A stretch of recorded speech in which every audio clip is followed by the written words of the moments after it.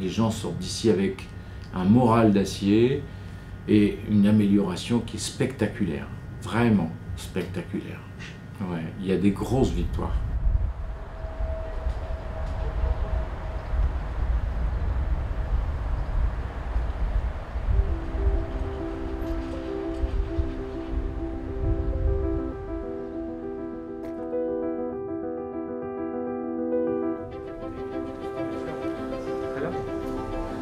Pour l'instant, là, j'ai pas trop mal.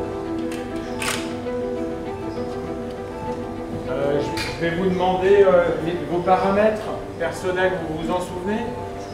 Oui.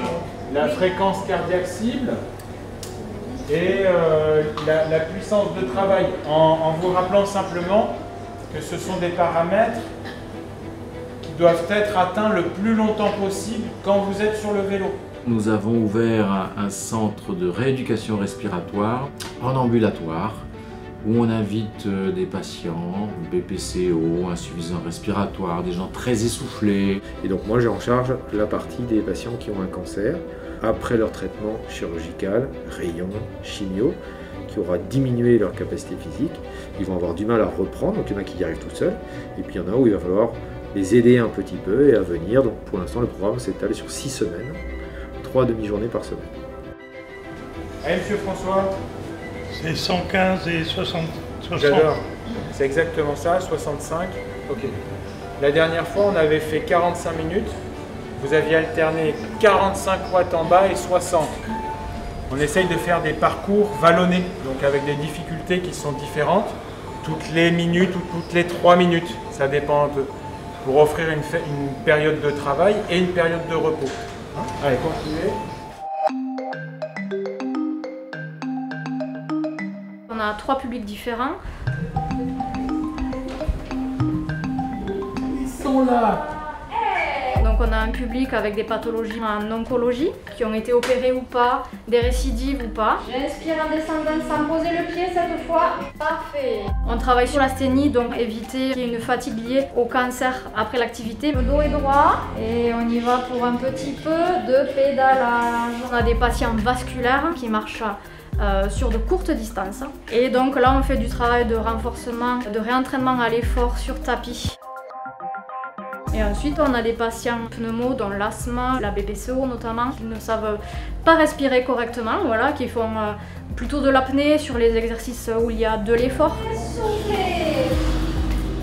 Donc on travaille l'inspiration, l'expiration, l'équilibre, on marche aussi à l'extérieur quand le temps le permet. Oui, c'est ma première journée de la session de 6 semaines. Moi, ça me va tout à fait, parce que c'est en douceur, vraiment à l'attention de chacun. C'est ce qu'il me faut pour le moment pour reprendre mon activité physique ultérieurement, un peu plus activement, on va dire. C'est bon, ça me conforte dans ma décision de participer à cette session, en tout cas. Le bénéfice recherché, c'est d'améliorer leur autonomie, leur qualité de vie, leur morale et leur physique. Tout ça va ensemble. Il reste toujours avec la fatigue des jambes. Ouais. Il doit voir monsieur Hupsch le 20 mai. La fatigue c'était pareil. Alors, ce qui est le plus surprenant qu'on ne sait pas expliquer tellement, c'est que normalement on dit que quand on est fatigué, c'est qu'on a beaucoup travaillé. Et là c'est l'inverse. Voilà, en haut là, très bien. Et on voit les gens plus ils avancent, moins ils sont fatigués. Et il est ok pour venir les 3 fois? Oui. Il revient mercredi. En général, il a l'air bien. Ouais, il est maintenant régulier. Hein, donc.